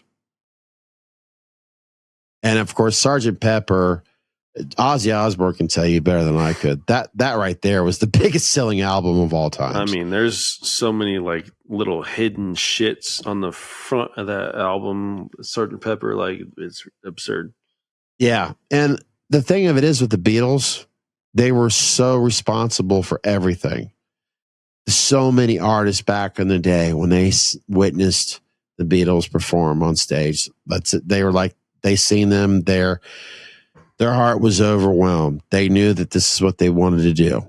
This is what got started it for all of us. If you want to take what's on top of a Christmas tree as an angel, that's right there, and it pivoted down. So cool little side note here. There's a movie. I don't know if you've seen it yet or not, but there's this guy that pretty much. Wow. He wakes up one day and all the Beatles songs were pretty much erased. I know what you're talking about. Have you seen it? Yes, I know what you're talking about. I remember even seeing the trailer on that, what you're talking about. It was I didn't expect Ed Sheeran to make such a prominent role in the movie, but it was a fun little movie. I mean, it was pretty good, man. Like, it was pretty much like all the Beatles songs were erased from the world, and he would rewrite them and he would sing them to the entire world. Yeah. And yeah, it was pretty good. I forget the name of it now, but so good. Which actually, if I remember, I'm trying to think of the name because it's from one of the Beatles songs. I'm just from this particular right here. I'm looking at the titles of these songs, and every title I come together, I hear the song. Something in the way she moves. That's actually from George Harrison, or George Harrison wrote that one. George Harrison, it's so funny. You always hear people later say he was one of my favorite Beatles. They say, I love it. That's one thing I love about Ozzy Osbourne, because he always talks like me. I always talk about Edward Van Halen. Every time you hear Ozzy Osbourne, the legendary Ozzy Osbourne, he always talks about the Beatles. He loved them so much, and they'd always like it. I've heard him interviews. They would ask Ozzy, or I've heard 3 interviews, whatever, with Ozzy Osbourne. They're like, all right, who are you, Team Paul or Team John? He's like, what are you talking about? I love them both. Paul, John, I love them both. He had a chance. This is how amazing. He has said it every fucking time. This is coming from Ozzy Osbourne, as we all know. Ozzy will be the first to tell you he doesn't have exactly, but the the best track record of history. But when he had a chance to meet Paul McCartney, he has said this every fucking time I've heard this. He said, when I met Paul McCartney, I'm not trying to obviously, I'm not doing an impression of Ozzy Osbourne. He says, when I met Paul McCartney, it was like meeting God. No, sorry, it was like meeting Jesus. I mean, wow. That's fucking huge. Ozzy Osbourne is in the Rock and Roll Hall of Fame, not once, but twice. That's absurd. Black Sabbath, and now Ozzy Osbourne. And then when he talks about the Beatles as much and his passion as much as he has, but when he says that I never had a chance to meet John Lennon and it tears his soul apart, but meeting Sir Paul McCartney was like meeting Jesus. That is just beyond. It's just to hear that, it puts chills down your spine. For me, it does. I got nothing on that. That's crazy.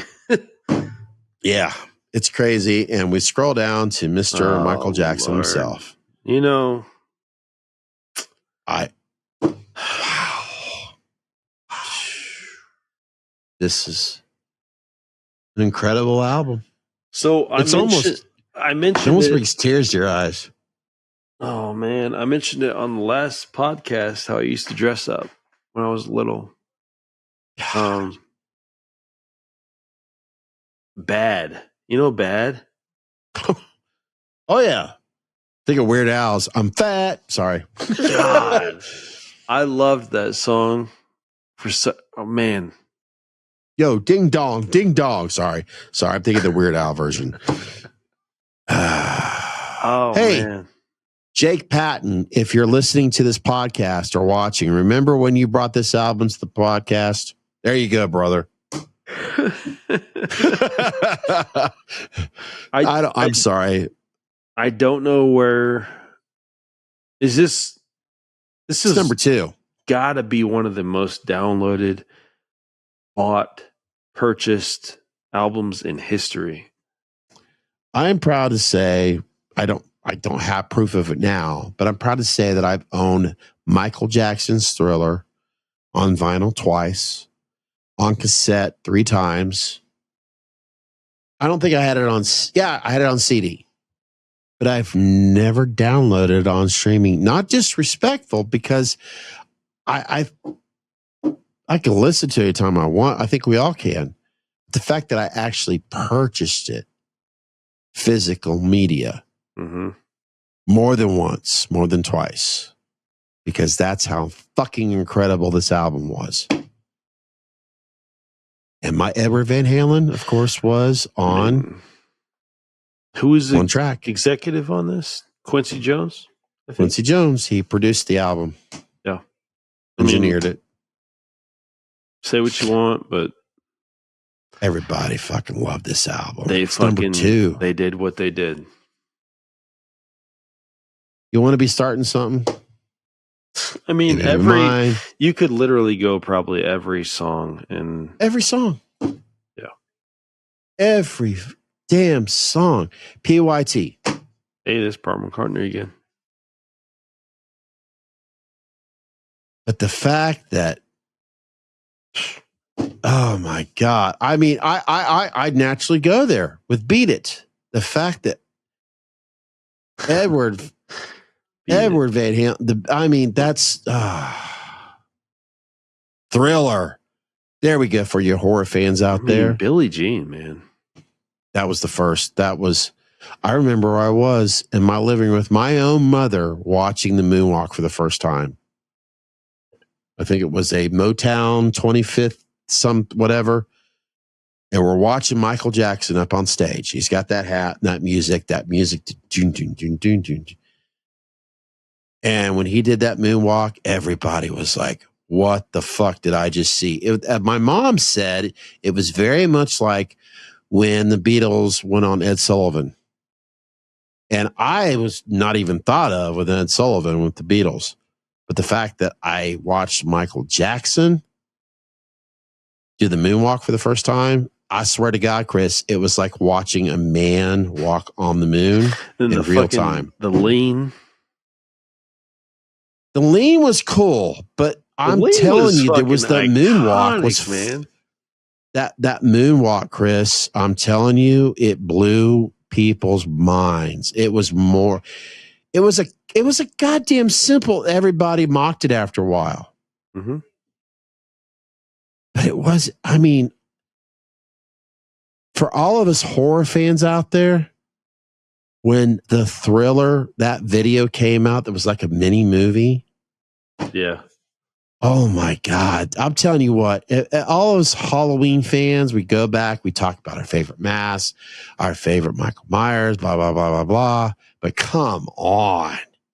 If you don't, even go back to that Thriller fucking video and not see the similarity, the importance of John Landis of directing it, and how incredible the choreographing and everything else, the way it was brought up. That goddamn fucking song, that album, everything about it. I mean, you have the late, great Vincent Price.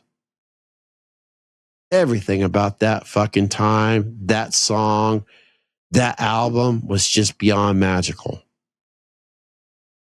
I'm sorry, I'm ruining it for you, Chris. I'm going back to my childhood when this album came out. It was just, I'm fucking so happy to see it number 2.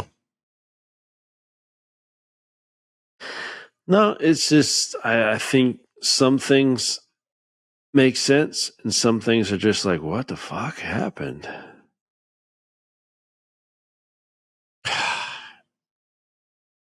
This is what happens with me when I go down in memories of music. I'm very interested to see where you, oh my God, you gotta be shitting me. Did we just get our fucking faces slapped hard? The misdirection of Lauryn Hill. Miseducation. Yeah, sorry. Miseducation. All right, it's late. Sorry. The miseducation of Lauryn Hill. Number 1. Okay. Listen. This got bitch slapped. Listen. Okay.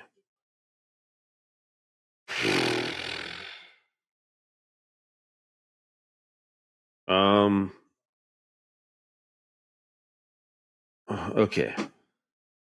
Wow. What? There's nowhere I can go with this. I just got done sucking Michael Jackson's dead dick, and now I come to this. So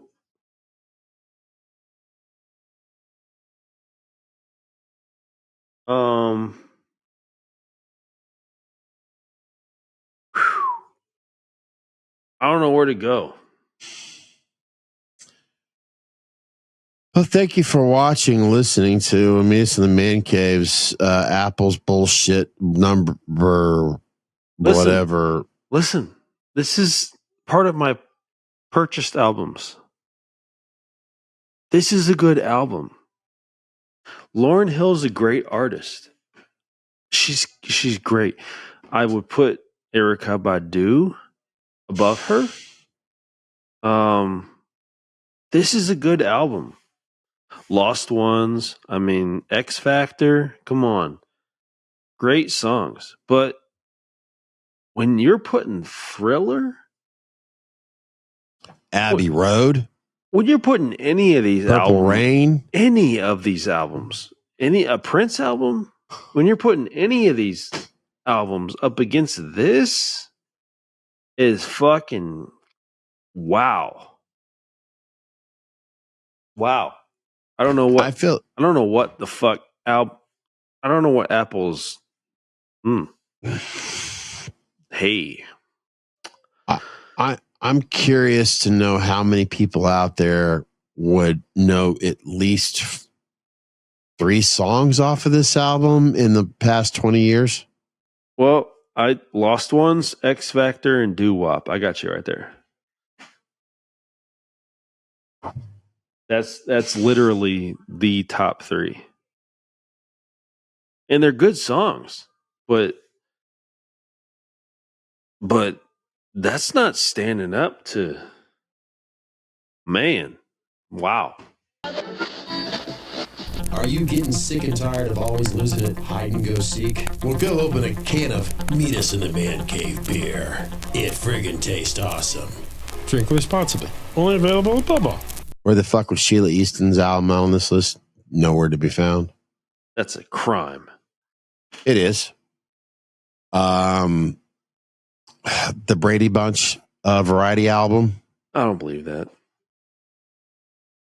The list could go on and on of utter bullshit.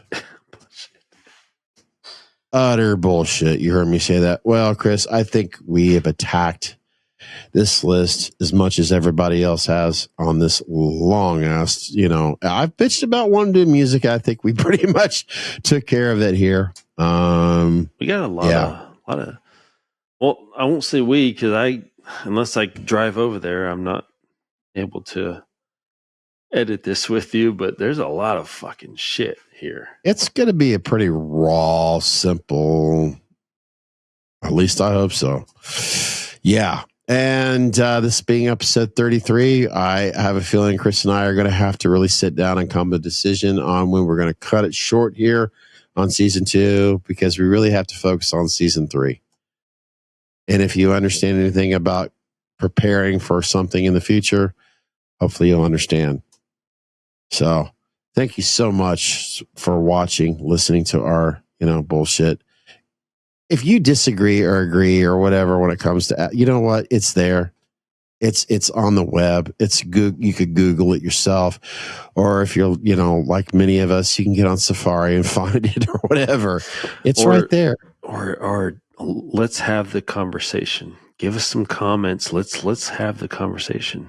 Yeah, exactly. What is your top? Don't, please do yourself a favor. Don't put 100 songs there, but your top 5 albums. We're not going to give you shit if you put out, the Smurfs' favorite or all-time favorite or whatever the Smurfs album is. Hell no. Let us know. Like, fuck. Fraggle Rock was left off the fucking was left off the top 10. I can't fucking believe it. Because that shit was down at Fraggle Rock. And He-Man. I mean, yeah. It's yeah. When it's your top 10, it's your top 5. It's so much safer that way. But when certain companies say, "Nope, this is it," sounds like what politicians do. Fucking assholes. All right. That being said, thank you so much for joining, following, subscribing, liking, tickling, waving, and drinking. Go on and hit that button. Yeah, let's do it. I'm going to. Chris and I would like to thank you for watching or listening to Meet Us in the Man Cave. Since you enjoyed watching us, make sure that you tell all your friends and family to subscribe to Meet Us in the Man Cave here on YouTube. Make sure you click on that notification bell. That way you're notified on our next video podcast or live stream video. Better yet, if you appreciate freedom of speech and oppose censorship for content creators, make sure you follow Meet Us in the Man Cave on Rumble. Are you on Discord? Well, Meet Us in the Man Cave's there. Come and hang out with us. You can find and follow Meet Us in the Man Cave on Facebook, TikTok, Instagram, and Threads. And as always, you can listen and download Meet Us in the Man Cave on your favorite podcasting app. Available to stream or download so you can listen all you want, whenever you want. For more information, go to meetusinthemancave.podbean.com.